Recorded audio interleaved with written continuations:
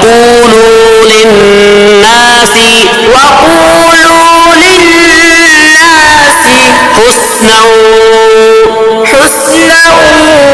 وأقيموا الصلاة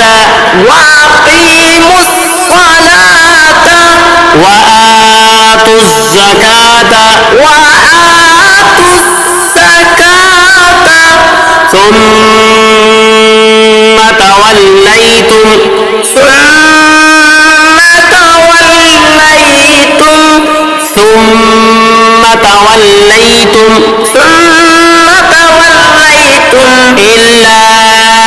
إلا قليلا منكم وأنتم